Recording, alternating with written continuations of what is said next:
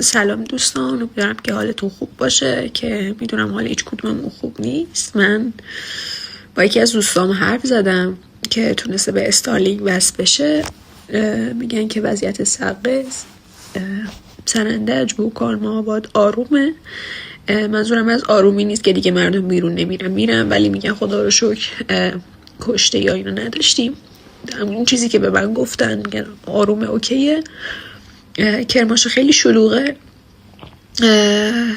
ولی میگن که اصلا نیروی سرکوبگر نمیتونن حریف مردم بشن.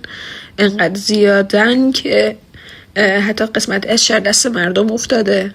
ایلام و ملکشام همچنین. میگن که ملکشام قیامت، مردم خیلی بیرونن و نمیدونم، منم مثل شما بیخبرم و دلم مثل سیر و سرکه میجوشه و اصلا خواب به چش ندارم.